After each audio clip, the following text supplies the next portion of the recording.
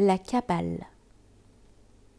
J'avais retrouvé dans ma bibliothèque les livres sur la Kabbale auxquels je n'avais plus touché depuis plus de 7 ans. Pour faciliter mes études, je dus prendre des leçons d'hébreu et grâce à la compétence de mon professeur, je pus, après 2 mois, lire les 2 premiers chapitres de la Genèse. Je cessai mes leçons lorsque j'eus acquis les notions indispensables me permettant de poursuivre mes travaux avec plus d'efficacité.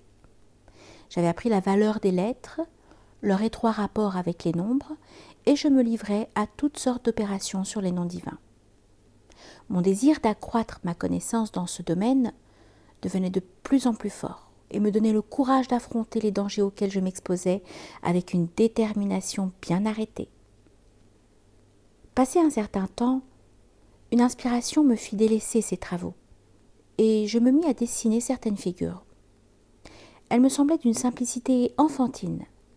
Sans doute pour les rendre plus évocatrices, je les découpais avec des ciseaux.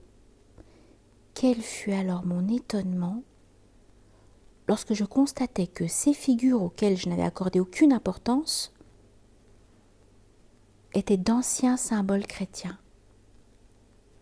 Je me souvenais les avoir vus au cours de mes lectures, non pas à la suite les uns des autres, mais isolés, çà et là.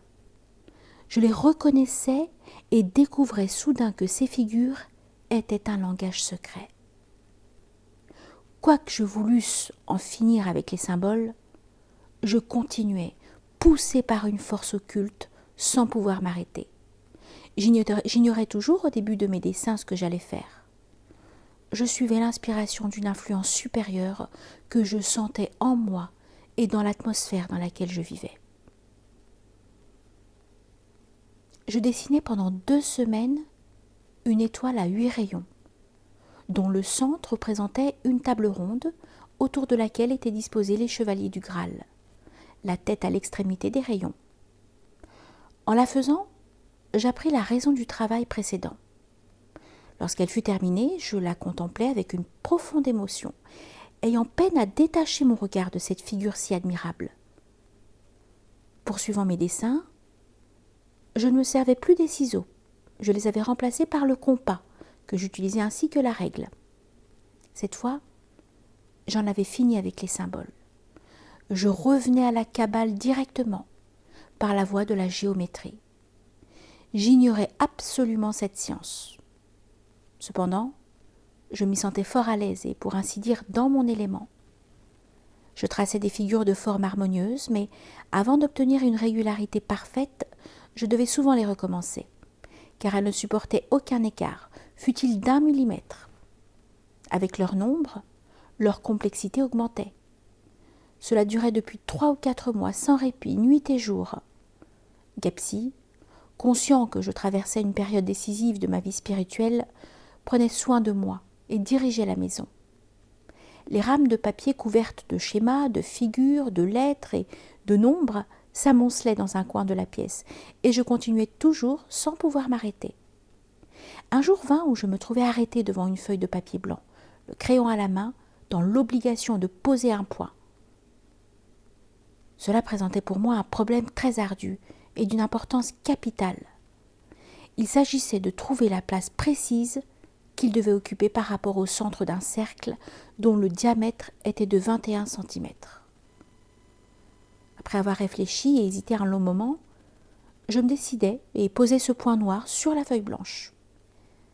À cet instant même, comme un mécanisme qui se fut déclenché, la jeune fille des locataires de l'appartement du dessus se mit à plaquer sur son piano les accords d'une marche triomphale et ne s'arrêta que lorsque je me concentrai sur le point à partir duquel j'entrepris de faire une nouvelle figure. Préoccupée par ce travail, je perdis toute notion de temps, négligeant les obligations matérielles prises d'une sorte de fièvre. J'étais dans un état semblable à celui d'un candidat à la veille de passer un concours dont dépendrait sa carrière. J'employais pour cette figure, en plus de la règle et du compas, les nombres, les lettres hébraïques, les planètes et les signes du zodiaque. Chaque fois que je faisais une erreur et que je m'égarais davantage en croyant la corriger, La jeune fille interrompait aussitôt ses exercices de solfège et refermait bruyamment son piano. Lorsqu'au contraire je trouvais une solution juste, après m'être fourvoyée, j'avais droit à son morceau favori, qui était la prière d'une vierge. Elle y mettait beaucoup d'application et de ferveur. Je l'appréciais autant qu'il le fallait. La nuit, le piano se taisait. Mais alors, dans les moments critiques, je voyais parfois à la hauteur du plafond qui disparaissait dans le vide, un bureau devant lequel étaient assis 3 hommes en complet noir.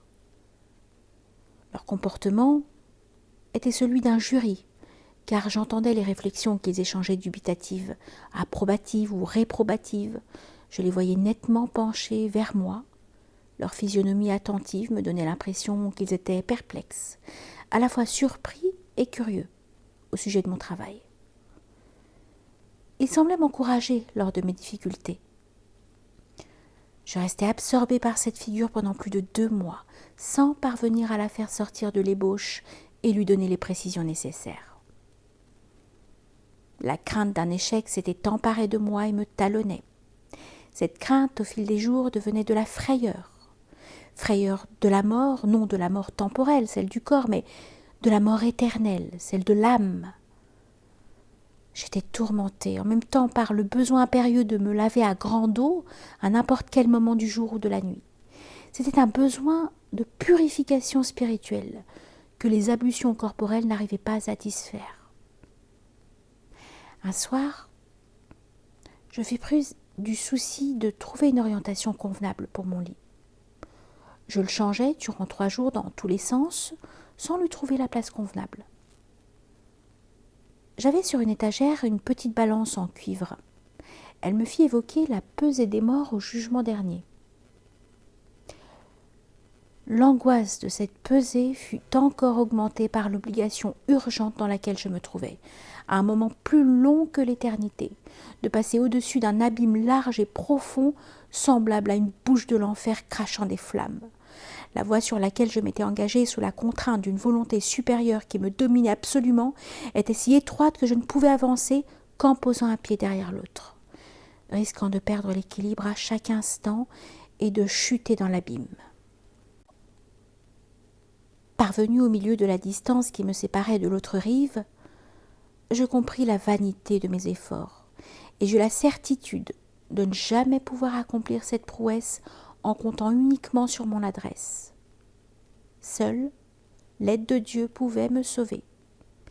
J'élevai mon cœur dans une prière ardente, pleine de foi et d'amour, et m'abandonnai à sa providence avec une confiance totale.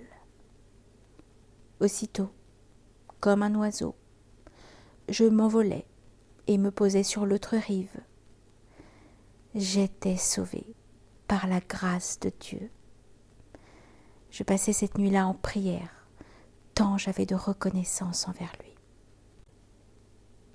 Durant toute la période où je travaillais à la même figure, je subissais toutes sortes d'états. Je ne puis dire combien elle était complexe et sa nature absconse. Cependant, les difficultés qu'elle me causait, loin de me décourager, me stimulaient davantage et je poursuivais avec un désir plus vif de réussir à lui donner sa forme définitive avec une exactitude parfaite.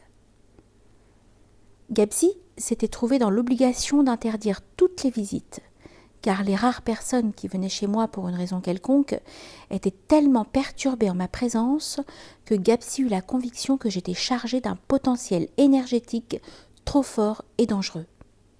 Je n'étais plus sortie de chez moi depuis 2 mois environ. Je dus un jour faire une course indispensable pour me procurer un article dans une grande mercerie où j'avais l'habitude de faire cette sortie d'achat. Je ne trouvais aucune vendeuse à qui m'adresser. Je vis le patron, seul, assis derrière sa caisse. Il se leva et s'avança vers moi pour me servir. Ce n'était pas la première fois que je le voyais. C'était un Israélite, un homme sérieux, marié, riche et bien plus jeune que moi. Il n'y avait rien dans mon aspect, ni dans mon comportement, qui fût susceptible de provoquer chez cet homme un désir si impétueux de faire plus ample connaissance avec moi, ainsi qu'il m'en pria tout à coup avec une insistance absolument anormale.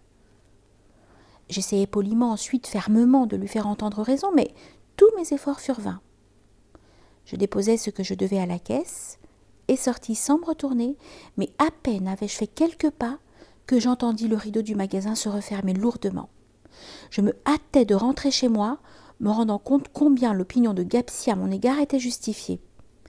Ma présence était vraiment perturbatrice. Cela était indéniable. Je marchais très vite, évitant de me retourner par crainte de le voir derrière moi. J'arrivai enfin dans mon appartement et je m'empressai de fermer le verrou de la porte. Gapsi m'en demanda la raison. Je le mis au courant. À peine avais-je terminé que le timbre de la porte vibra à 2 reprises. Gapsi alla ouvrir. C'était lui, le patron de la mercerie. Je l'entendais de ma chambre. Il parlait précipitamment, de façon décousue, irresponsable. Il m'avait vu entrer, il voulait absolument savoir qui j'étais, me connaître, rester en ma compagnie. Le comportement de Gapsi révéla sa compétence dans de pareils cas. Il répondit avec l'assurance et la correction qui convenaient, de sorte que le brave homme, recouvrant enfin son équilibre, se confondit en excuses et s'en alla. Cet incident renforça l'opinion de Gapsi en ce qui me concernait. Et il fut décidé que je ne sortirais plus de chez moi jusqu'à ce qu'il le jugeât à propos. Enfin, une nuit, je terminai la figure après 3 mois de travail. Il était 4 heures du matin. J'appelai Gapsi pour la lui montrer. Ayant observé tous ces détails, il me posa une question inattendue sur certains aspects planétaires que j'ignorais totalement.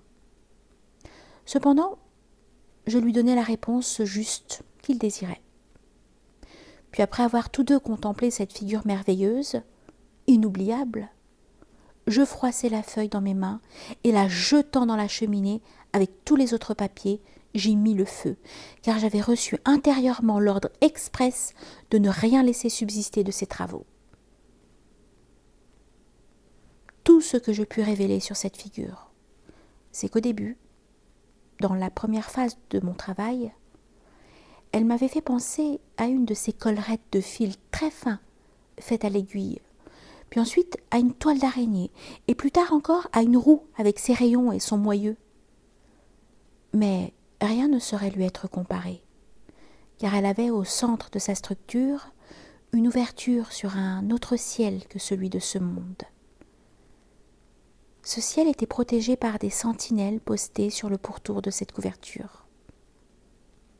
Vers 11 heures du matin, on sonna à ma porte. J'allais ouvrir.